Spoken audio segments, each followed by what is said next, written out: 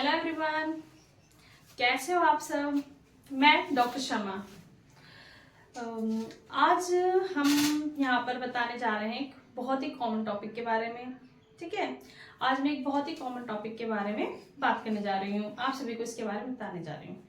जैसे कि आज के लिए ज्यादातर लोगों को, बहुत ज्यादा को, बच्चे से लेके बड़े सभी में ज्यादातर देखने को मिलती है। ठीक है, उस डिसीज के बारे में बात करने जा रहे हैं। बेसिकली मैं बताने वाली हूँ स्किन डिसीज। अब स्किन डिसीज में भी कई तरीके की होती है, ये नहीं कि सिर्फ दाने हो जाना। ठीक है, स्किन डिसीज में जैसे मुंह पर बहुत लोगों के दाने से हो जाते हैं, यानी कि एक्ने हो जाते हैं, या फिर सफेद शरीर पर कहीं पर भी, हमारे हाथ पर मतलब सफेद कलर के ना पैचेस से बन जाते हैं, ल्यूकोडर्मा जिसे विटिलिगो भी बोलते हैं। या फिर बहुत जगह ऐसा होता है कि फंगल इन्फेक्शन हो जाता है पर्टिकुलर ग्रोइन रीजन में, या फिर आर्मपिट जैसे रीजन में। क्या होता है कि जैसे कि बहुत सारे दाने, छोटे छोटे छोटे छोटे दाने हो जाते हैं और उसमें बहुत ज्यादा खुजली होती है। ठीक है, उसमें से कभी कभार पानी सा भी निकलता है, किसी किसी के पस भी डिस्चार्ज होता है। ठीक है, या फिर बात कर ले कि पूरे शरीर पे, जैसे कि सभी ने सुना होगा सोरियासिस, शरीर पे ही पूरा का पूरा जो है ना दाना दाना सा हो जाता है, बिल्कुल लाल कलर का। ऐसा लगता है कि जैसे इसमें से पानी निकल रहा है, किसी का सूखा होता है, किसी में से पानी निकलता है। ठीक है, या फिर बेसिकली हम एक्जिमा के बारे में बात कर सकते हैं। ये भी स्किन डिसीज के अंदर होता है, किसी को सूखा एक्जिमा होता है, फिर किसी को गीला, जिस तरह से लोग कॉमन तरीके से बोलते हैं। क्योंकि एक्चुअली गीला में क्या होता है कि वहां से है ना पानी का डिस्चार्ज, मतलब वहां से डिस्चार्ज होता है, एक्चुअली उसको बोलते हैं। और इसके अंदर भी ये होता है कि बहुत ज्यादा खुजली होती है। ठीक है, इसी तरीके से और भी बहुत तरीके की स्किन डिजीज होती है, उसके बारे में बेसिकली बात करने बता जा रही हूँ। आपको बताऊंगी कि ये क्यों होता है, बेसिकली इसका कारण क्यों है। स्किन डिसीज ज्यादातर आजकल इतना कॉमन क्यों हो गया है, हर किसी को देखने को मिलता है, बच्चे से लेके बड़े को। ठीक है, दूसरा पहले तो इसका कारण क्या है, दूसरा हम इसे कैसे बच सकते हैं। बचने के भी तो कुछ उपाय हैं, क्या बच सकते हैं, इसका इलाज क्या है, किस तरीके से बचा जा सकता है, और कुछ इसके तरीके हम क्या क्या इसमें कर सकते हैं इसके बचने के लिए। ठीक है, सबसे पहले मैं बताती हूँ इसका कारण। इसका कारण क्यों है, आज के लिए ज्यादातर क्यों देखा जाता है। तो पहला तो यही है कि पोल्यूशन के कारण, जैसे कि लोग जो है बाहर चले गए, एक्चुअली पूरे दिन घर में रहते हैं और अचानक कहीं बाहर चले गए, या फिर किसी तरह का इन्वायरमेंट चेंज हुआ और दूसरी तरह की पोल्यूशन आ गई, तो पोल्यूशन के कारण भी हमारे शरीर में बहुत सारे चेंजेस आते हैं और इन्फ्लामेटरी रिएक्शन होती है, जिसके कारण ही हमारे शरीर में हो सकते हैं।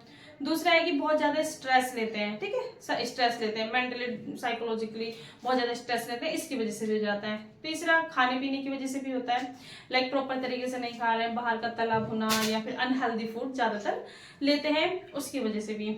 और भी इसके बहुत से कारण हैं, जैसे कि कुछ खाने के तरीके में गलत तरीके से खाने से, जैसे होता है ना कि दूध के साथ मछली खा लिया, जो हमें नहीं खाना चाहिए, उनके साथ। जैसे चाय पी रहे हैं तो चाय के साथ तला भुना, आजकल बहुत ज्यादा, समोसे भी खा लिए, बिस्कुट भी खा लिए, नमकीन भी खा लिया।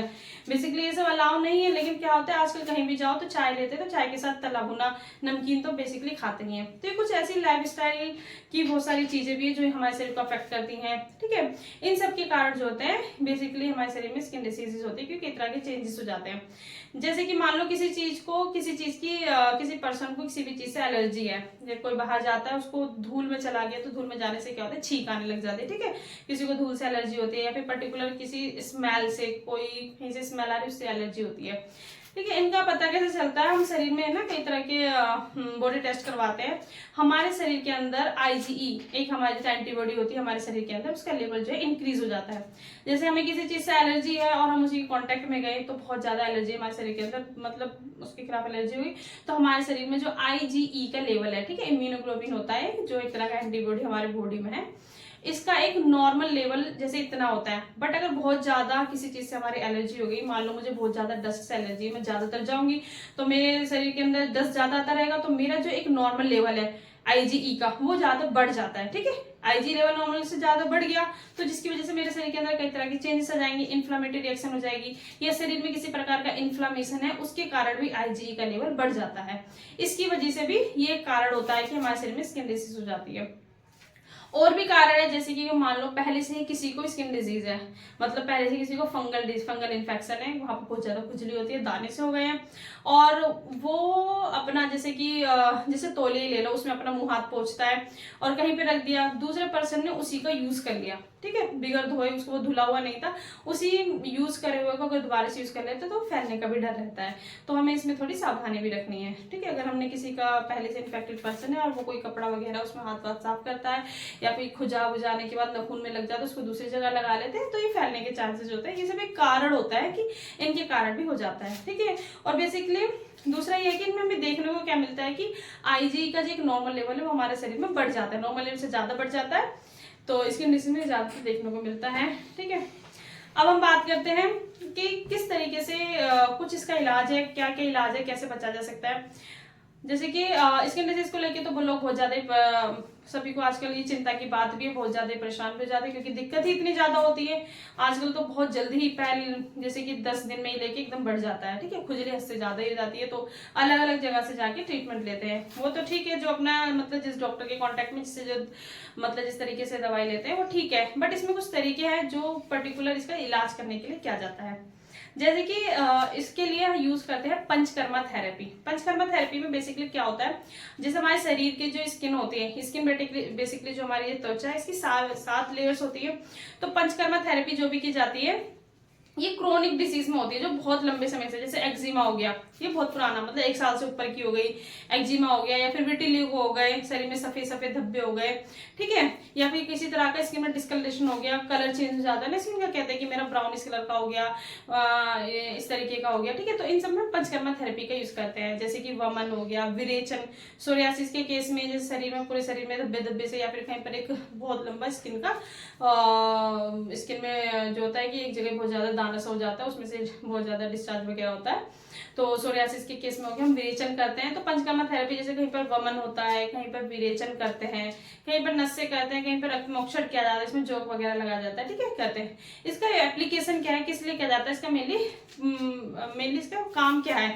जो पंचकर्मा थेरेपी करते हैं उसमें जो हमारी स्किन की 7 लेयर्स है, पंचकर्मा थेरेपी करने में जो भी मेडिसिन है, जो भी थेरेपी, जो भी टेक्निक यूज कर जाती है उसके द्वारा ये हमारे शरीर की 7th लेयर, जितनी भी 7 की लेयर है वहां पर जाकर शरीर को डिटॉक्सिफाई करता है, जितने भी वहां की गंदगी वगैरह उन सबको हटा देता है। ठीक है, शरीर को टॉक्सिसिटी से राहत कर देता है, गंदगी वगैरह हट जाएगी, आईजी लेवल को कम कर देता है, इन्फ्लेमेशन को हमारा पूरा कम कर देता है। ठीक है, डिटॉक्सिफिकेशन करता है, साथ ही हमारे शरीर के जो सेल्यूलर लेवल पे जितने भी मतलब फ्री रेडिकल्स होते हैं उनको क्लीन अप करता है, फ्री रेडिकल्स वगैरह सबको हटा देता है।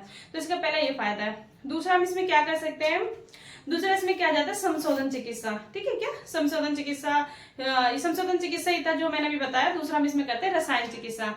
ये बेसिकली क्या करता है, इसमें मेडिसिन वगैरह दी जाती हैं जो शरीर में हीलिंग अप करता है, स्किन की जितने भी डिजीज है उसको हीलिंग में काम करता है, जल्दी जल्दी वो सही हो जाएगा, क्योर करता है जल्दी से। ठीक है, तो एक मैंने पंचकर्मा थेरेपी बता दी, दूसरी मैंने बता दी रसायन थेरेपी। ठीक है, इसके अंदर कई तरह की मेडिसिन वगैरह दी जाती है।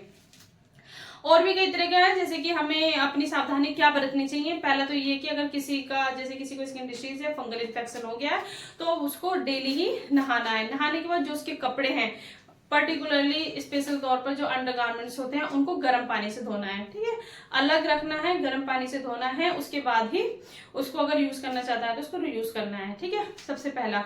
दूसरा ये कि बाहर की जितनी भी तली भुनी चीज है या फिर जितना भी बाहर का इनकम बेकार, मतलब जो अच्छे तरीके से नहीं बना हुआ खाना तो उसको नहीं लेना है, प्रॉपर हेल्दी डाइट ही लेनी है, क्योंकि सब चीज में हमारा डाइट बहुत इंपॉर्टेंट है, डाइट करना बहुत जरूरी है। तो डाइट में जो है अपने घर का बना हुआ ही लेना है, हल्का खाना ही लेना है, और ये तला भुना बिल्कुल नहीं लेना है। ठीक है, और जिस तरीके से मेडिसिन वगैरह जो लेते हैं वो ले सकते हैं। बाकी और भी कुछ तरीका है जो इसमें बताया गया कि कुछ ऐसी चीजें जो आप, स्किन डिजीज अगर आपको है पर्टिकुलर, तो आप कुछ ऐसी चीजें जो आप ले सकते हैं, कुछ ऐसी चीजें जो आप नहीं ले सकते। ठीक है,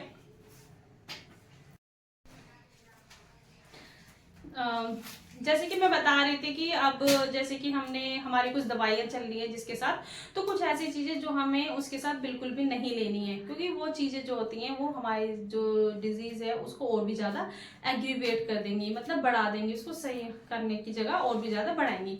तो कुछ ऐसी चीजें जो आपको बिल्कुल भी नहीं लेनी है, जैसे कि उड़द की दाल। उड़द की दाल आपको बिल्कुल भी नहीं बनानी है, बिल्कुल भी नहीं खाना है। मूली बिल्कुल बंद कर देनी है, मूली भी नहीं खाना है, चाहे कच्ची और पका के तो बिल्कुल ही नहीं, मूली का सेवन बिल्कुल बंद करना है। साथ ही दही, जब तक स्किन डिजीज है दवाइयाँ चल रही हैं तो उनको नहीं लेना है, दही नहीं लेनी।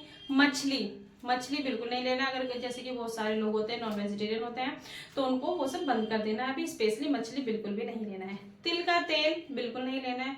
गुड़, बहुत लोग गुड़ भी खाते हैं तो उनको भी कुछ दिन के लिए बंद कर देना है, क्योंकि ये सब चीजें ऐसी हैं जो दाने वगैरह को, जितने भी हमारे हो गए दाना, खुजली या फिर जो पानी में निकलना है, इसको और भी ज्यादा बढ़ाते हैं, सही करने की जगह बढ़ाते हैं। इनको अगर हम कुछ दिन के लिए बंद कर देंगे, जब तक हम मेडिकेशन पे हैं, जब तक हमारा ट्रीटमेंट चल रहा है, हम बंद कर देंगे तो इससे हमें सहायता मिलेगी। ठीक है, इससे जल्दी से जल्दी हम ठीक हो पाएंगे। बाकी जो आप डेली लाइफ में जो भी यूज करने हैं घर में, जैसे गेहूं का आटा यूज करते हैं या फिर जो का आटा इनकी रोटियां यूज करते हैं तो वो खा सकते हैं। अगर तोरी की सब्जी खाते हो तोरी ले सकते हो, करेला भी ले सकते हो, मूंग मसूर की दाल, ये सब आप ले सकते हैं। ठीक है, ये सब कुछ मैंने जैसे आजकल बहुत कॉमन था ना ये स्किन डिजीज, इसके बारे में मैंने थोड़ा बताने की कोशिश की है कि इससे आपको थोड़ी बहुत सहायता तो मिल जाएगी कि किस तरीके से हमें क्या करना है क्या नहीं करना है, क्योंकि बेसिकली यही चीजें होती है। अगर हम इन चीज को कर लेंगे तो जल्द से जल्द रिजॉल्व हो जाएंगे। बाकी इसके बारे में अगर कोई भी क्वेरी हो, अगर आप कुछ पूछना चाहते हो कि इसका क्या ट्रीटमेंट है, किस तरीके से करना चाहिए, क्या मेडिसिन लेनी चाहिए, अगर कुछ भी तरह की क्वेरी हो तो इसके लिए आप हमसे डायरेक्ट कांटेक्ट कर सकते हैं। इसके लिए डिस्क्रिप्शन बॉक्स में हमारा कांटेक्ट नंबर अवेलेबल है। ठीक है, और मिलते हैं फिर इसी तरह नेक्स्ट वीडियो के साथ। आगे फिर दूसरे डिजीज के लिए साथ आते हैं जो आपको बहुत ही मदद करेगी, और कॉमन डिजीज जो और होती होगी उसके साथ मिलते हैं नेक्स्ट वीडियो में। ठीक है, थैंक यू।